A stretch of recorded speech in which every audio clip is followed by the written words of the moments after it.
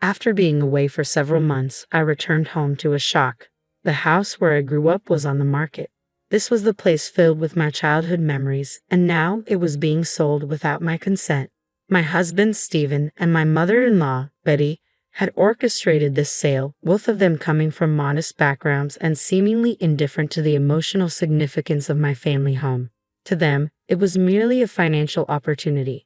When I left, I did so under the assumption that, while I was gone, my home would be respected. Instead, I was met with a betrayal that cut deep. Stephen and Betty not only sold the house, but they also seemed to take pleasure in their deceit, fully aware of the emotional and legal consequences that would follow from their breach of trust. Their actions were a stark violation, not just of the legal agreement, but of the bond I had with that place. The house wasn't just bricks and mortar. It was a vessel of my family's love, a tangible connection to my parents who had moved to a new home for their retirement. The decision to sell the house came as a complete shock, especially considering how much my parents had adored Stephen, accepting him as one of their own. Despite our differing backgrounds, I came from a family of business owners and Stephen from a modest single-parent household. Yet my parents had always supported our union wholeheartedly. Now, as I faced this betrayal, I understood just how significant their gesture had been when they decided to pass the house on to me, hoping it would be a sanctuary for us as we built our future. It was meant to be a gift, a symbol of their trust and love. I'd been with Stephen for over 7 years, building a life together from a young age. Our marriage was meant to be a partnership of equals, regardless of our financial differences or family legacies. But now, I found myself at a crossroads where those very values were being put to the test. As the rightful owner of the house, the responsibility for dealing with the fallout from this sale fell to me. Yet the trust between Stephen, Betty, and me had been deeply shattered, and I was left grappling with the legal and emotional consequences of their actions. The house had once been a place I could imagine raising a family, but after deciding against having children, the spacious home felt overwhelmingly large. I had expressed my gratitude to my parents for their generosity, and even though the official transfer hadn't yet happened, I had already begun negotiating with a real estate agent to sell it. One hectic morning, I reminded Stephen to finish some important paperwork that was due that day. "Stephen, I need you to fill out this form. It's due today, and we won't make it in time if you don't," I urged. He waved me off dismissively, his tone flat. "Just write it down yourself. You're overreacting. We'll get it in on time." His response stung. It was a far cry from the thoughtful man I had married. Lately, Stephen had grown indifferent, often leaving important tasks to me. It seemed like he expected me to handle everything from paperwork to household responsibilities, more out of convenience for him than anything else. I did it mostly to avoid conflict, but it left me feeling less like a partner and more like a servant. Despite these tensions, we moved forward with selling our current home and found a new, more suitable place to live. But doubts about my future with Stephen clouded my thoughts. Then, one day, I received terrible news. My parents had been in a serious car accident. I rushed to the hospital, learning that they would need several months to recover with intensive care for at least the first 3. Determined to support them, I arranged for my work schedule to accommodate my new responsibilities and told Stephen that I would be staying with my parents. His response was chillingly indifferent. "Okay, it's your thing," he said, his tone detached, offering no concern for my parents' well-being. I felt a wave of relief, yet anxiety washed over me. How would Stephen manage on his own? His inability to keep up with basic tasks like laundry or even remembering to take out the trash made me pause. Could I really leave him alone, knowing that our home could quickly descend into chaos without me? My reservations lingered, and for the first time, I wondered if the partnership we built was more fragile than I had ever imagined. I turned to my mother-in-law, Betty, explaining the situation and asking if she could keep an eye on Stephen while I was away. "Please make yourself at home and help out as you see fit," I urged her, hoping that with her support Stephen would manage until I could return. Betty raised an eyebrow and replied, her tone dripping with condescension. "Oh, Margaret, you seem to be in quite the bind, don't you? I'm sure your parents could afford to hire some help. Or is it just that you're missing them too much?" She smiled.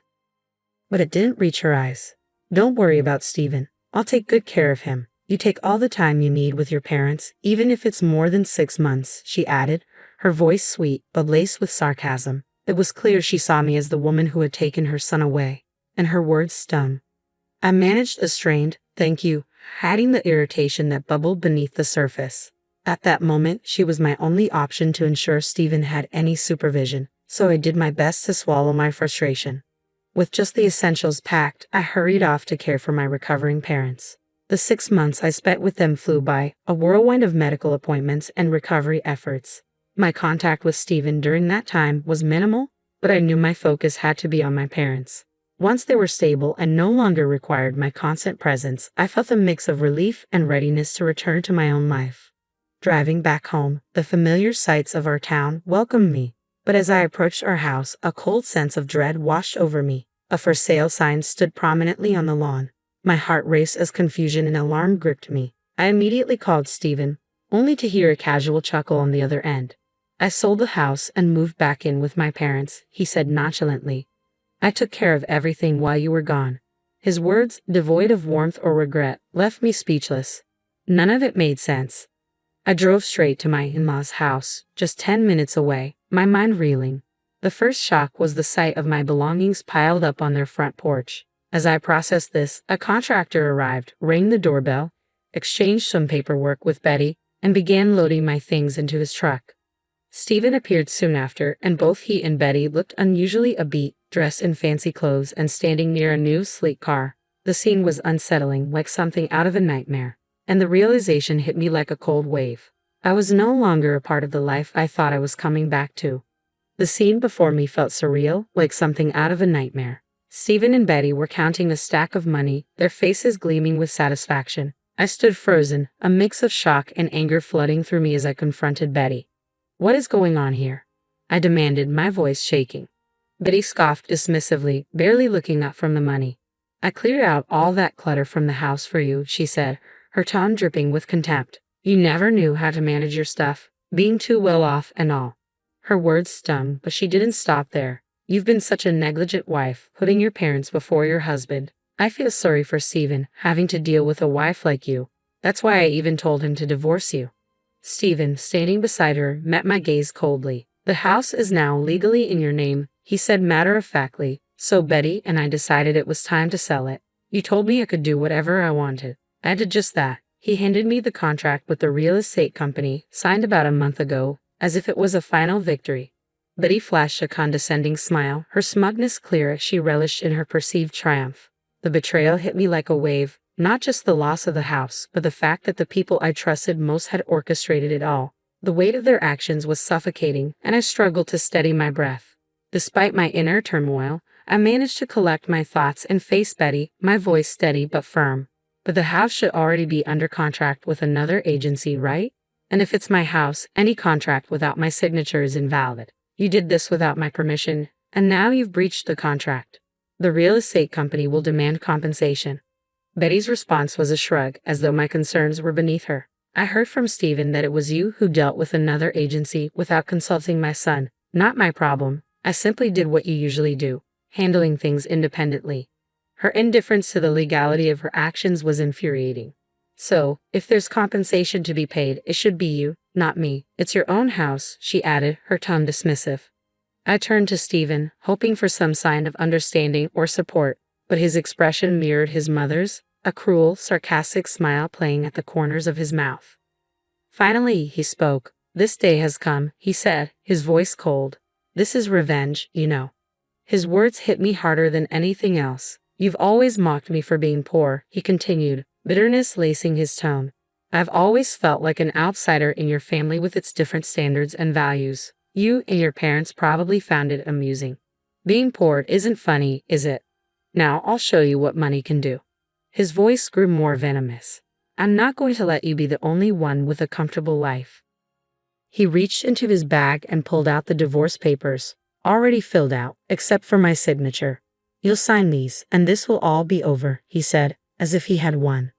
I could have had my mom handle everything and submit these papers, but where's the satisfaction in that? Where's the revenge?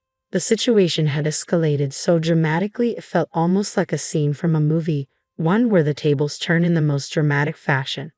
Stephen and Betty were clearly basking in what they thought was their victorious moment, but as their glee reached its peak, a sudden realization washed over me. My anger melted away, replaced by the stark awareness of their blunder. "Look," I said, interrupting their celebration, my voice steady. I hate to break up your moment of triumph, but this house isn't mine anymore. Their smiles faltered as I continued, a plan forming in my mind. You've made a huge mistake. You're the ones who will suffer the consequences, not me. I was done protecting them, done covering for their deceit. It was time to expose everything. Their petty actions, fueled by spite and a misguided sense of justice, were about to come crashing down on them. The truth would finally come to light. I reached into my bag and pulled out a document, unfolding it with deliberate calmness. This, I said, holding it up before them, is the official registry document for the house. Betty's face froze in confusion, but I kept going. Remember our phone conversation the other day? Well, the ownership has been legally transferred to Stephen's name. The process was delayed because of my parents' accident, but it was finalized just last week, right before you two decided to sell the house. Betty blinked, her confusion deepening. I didn't hear anything about this. Of course you didn't, I replied with quiet irritation. I tried calling to see if I should mail it to you, but you hardly listened and told me to handle it. You probably don't even remember, but I double-checked with you if everything was okay. Stephen stared at the registry document, his expression shifting from disbelief to worry. Betty, equally stunned, confronted me, her voice trembling. What are you saying? I held her gaze, unflinching. What I'm saying is that this was actually what my parents intended. They've always seen Stephen as their son and held you in high regard, Betty. They believed that giving us the house was not only a gesture of their love, but also a tribute to how well you raised Stephen. I let my words hang in the air, letting the weight of them sink in. But what you've done, it's a betrayal, not just to me, but to my parents' genuine intentions. Stephen and Betty were visibly shaken now, their hands trembling as they covered their mouths. I let them sit in the discomfort for a moment before adding, this mess now involves 2 real estate agencies. They'll no doubt seek compensation for the breach of contract. I folded my arms and gave them both a stern look. I'll be in touch with the agency I originally signed with. I suggest you contact the agency you dealt with to sort this out on your own. Pausing for a moment, I looked at them both with disappointment in my eyes. I can't believe the agency accepted such a hasty explanation and went ahead with the contract. If you had issues or opinions, you should have been upfront with me instead of resorting to deceit. My frustration peaked, and I couldn't contain it any longer. My voice rose as I confronted them both. It's not about being poor, it's about being honest and respectful. I pointed at them both, my words sharp. This isn't about money, it's about the poverty of your hearts. In the heat of the moment, I pulled out my cell phone, ready to call the real estate agency and report the deception. But just as I was about to dial, Stephen intervened, his voice tinged with desperation. Wait, this isn't what I wanted. I was just upset because you left. Let's try to sort this out together, as a couple, he pleaded, his words a mix of desperation and naivete. His next suggestion, though, was even more absurd. I know. I could buy the house that's on the market, call the old real estate agency, and we can pretend none of this ever happened. You're wealthy, so you could afford that, right? His plea was interrupted by Betty, who had been seething silently beside him. Fear of losing everything shifted her allegiances in an instant. Stephen, are you turning on me now, after I arranged everything for you? She snapped, her voice dripping with irony. I can't believe you put your wife before your mother. What a heartless son. Her words stung, but I shot back without hesitation. Oh, but according to what you said earlier, Betty, putting parents first is scummy, right? Then you should be glad Stephen isn't scum. You should be proud of him for being such a fine son. Betty was left speechless, caught in her own hypocrisy. Stephen, sensing an opening, tried to salvage the situation. Margaret, you're the most important person to me right now. I'll change my attitude, and I'll do my best. Please don't get me wrong, he begged. But his words didn't move me. No one said anything about forgiveness. I retorted, brushing his hand away when he reached for mine. My disillusionment with his excuses, his laziness, and his constant blame of others had reached its limit. I'm already tired of your laziness, Stephen. Every time something goes wrong, you blame others and expect them to fix your problems. How can I trust you to change? I let the words land with finality. My voice grew firm as I looked him in the eye. I'm not your secretary or your servant. As an adult, you should take responsibility for your actions. You will pay for this, for the rest of your life. Both you and Betty. With that, I took the divorce papers from Stephen's hand, stamped my signature right then and there, and left them standing in stunned silence. In the wake of that tumultuous day, the divorce proceedings, though complicated, were eventually finalized. Yet, in a twist of irony, Stephen and Betty later tried to claim they had been deceived by my parents and demanded compensation. But the ordeal was far from over. I was ready to face whatever came next with a clear conscience and a steadfast determination to protect my family's integrity. As expected, Stephen and Betty lost their lawsuit. Their underhanded tactics not only failed, but they were also left financially responsible for significant compensation to both real estate agencies involved. The aftermath of their actions spiraled into a blame game, suggesting a long and troubled road ahead for them.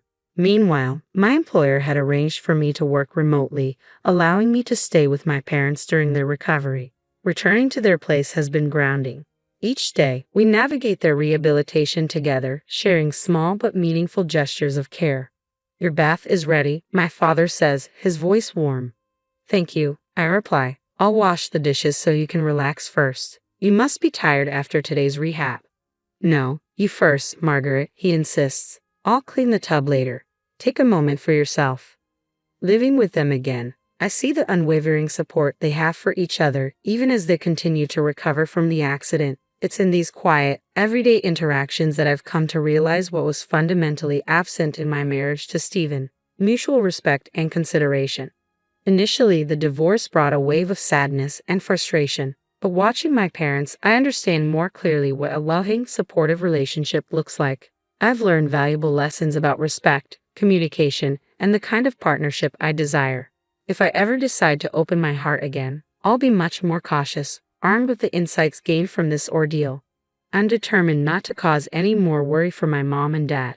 Instead, I'm focused on applying these lessons to my life moving forward, continuously expressing my gratitude to my parents. This new chapter at my parents' home isn't just about recovery. It's about starting anew, fortified by the wisdom gained from past experiences and a renewed appreciation for the family who has always stood by me.